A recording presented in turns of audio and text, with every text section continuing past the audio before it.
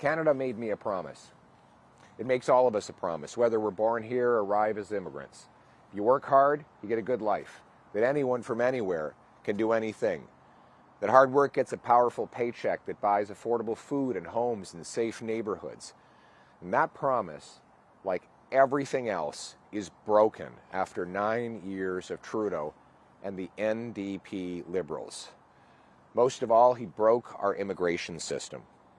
Today's immigration flip-flop is a massive admission of failure by Justin Trudeau, an admission that he's not worth the cost or the corruption. With his own MPs working to throw him out, and less than a year from the carbon tax election, Trudeau has suddenly admitted that radical, uncontrolled immigration and policies related to it are partly to blame for joblessness, housing, and healthcare crises. In fact, let's remember, after 9 years of Trudeau, we have 1 in 10 Torontonians lined up at food banks. We have 1,400 homeless encampments across the province of Ontario. 2 million Canadians have to go to a food bank every month. Scurvy is making a comeback. We have the worst economy in the G7. Everything is broken.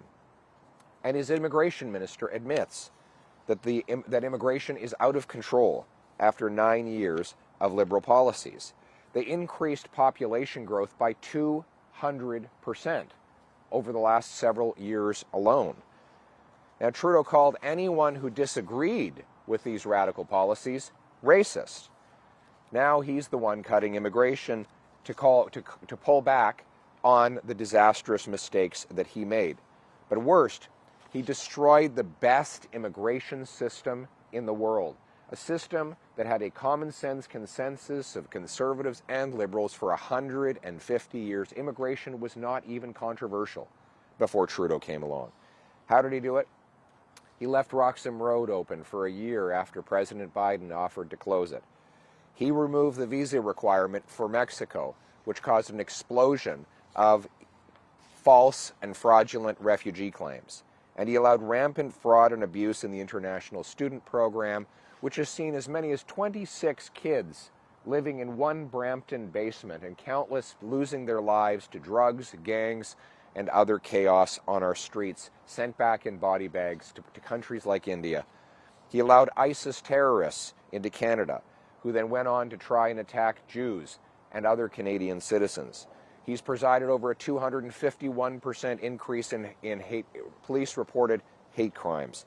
None of these decisions, by the way, were designed to bring workers to help with the COVID labor shortage, because none of those programs are labor programs. Roxham Road is not a labor program. Refugee claimants are not part of a labor program. International students are not supposed to be for labor, but for study. So this excuse is total nonsense. Trudeau's last-minute, pre-election reversal cannot be believed. He can't fix the immigration system that he broke. And he now says he's going to cap immigration. Well, what else has he said he's going to cap?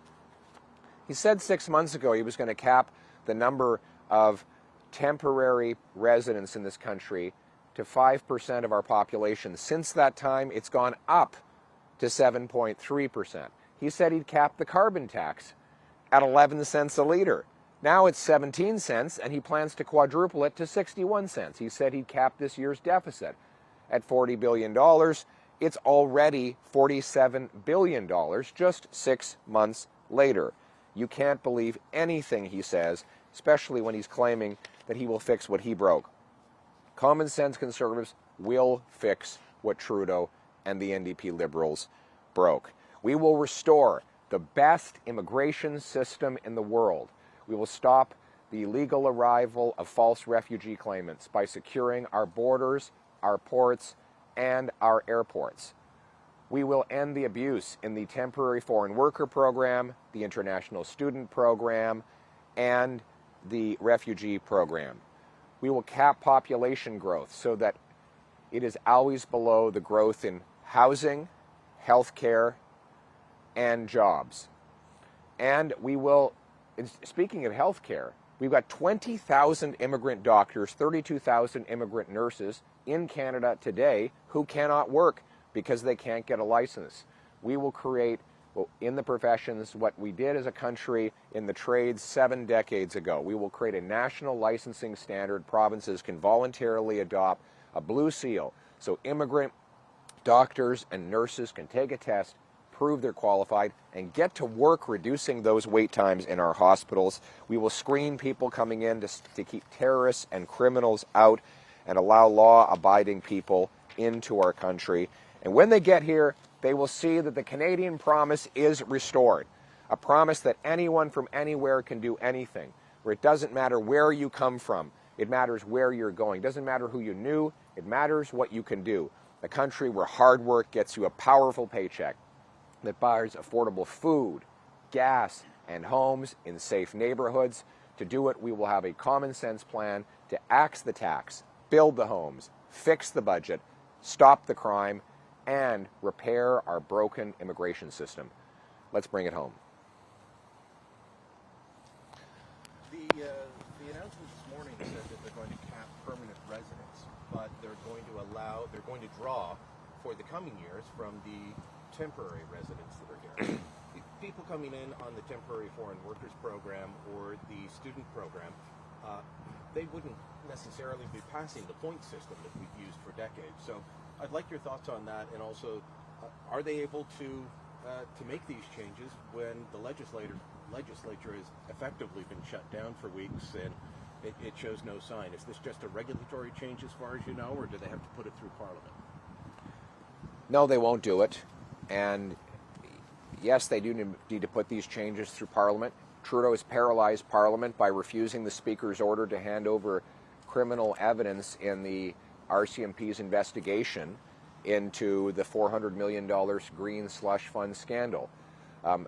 As for the people who've come here as international students that Trudeau let in record-smashing numbers without housing, jobs, admissions letters to real educational institutions, or money to pay their bills, I don't know what's going to happen to them. He claims he's going to be kicking some of them out. He'll never do that, and he can't even control our borders.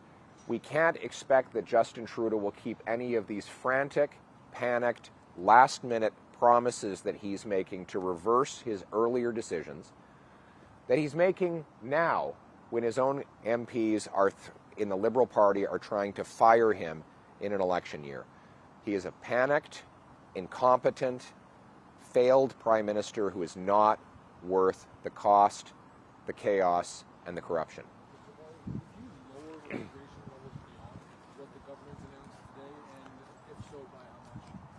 Well, if you want to know what we're going to do, look at what was done in the 150 years before Justin Trudeau.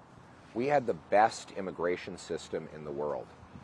Just 9 years ago, we had a housing surplus. We built more houses in 2015 than were necessary to house the new people coming to the country. Hard to believe. We had one home for every 1.5 new people. And that was a housing surplus. I was housing minister. Why? Because we had a controlled, common sense immigration system that had worked for a century and a half, and Justin Trudeau came along and with reckless abandon totally demolished it. We will reverse the reckless, uncontrolled approach that he has brought and bring home the common sense system that worked for a century and a half. Last question. Is there a number that you answer in March as well? Is there a level that you're looking at specifically beyond today? Or? Yes, we're going to link the number of we're going to link population growth to the number of houses, the amount of health care, and jobs that are available. So we will have a mathematical formula that ensures that we never grow our population at a faster rate than we grow the availability of jobs, homes, and health care. Yes. Have you had any conversations with disaffected Liberal MPs about them starting to vote with the opposition or crossing the floor? I have had conversations with numerous Liberal MPs. Some of them say that they're worried that the carbon tax will cost them their seats and that they want to vote against Trudeau's radical plan to quadruple the tax to 61 cents a litre. And some of them might even be willing to vote non-confidence in Justin Trudeau if that issue comes up again. Obviously, the next election is a referendum on Trudeau's 61 cents a litre carbon tax, and countless Liberal MPs have told our caucus that they're terrified they will be demolished by voters at election time if they vote to cripple our economy with that tax. Thanks, everyone. All right, thank you.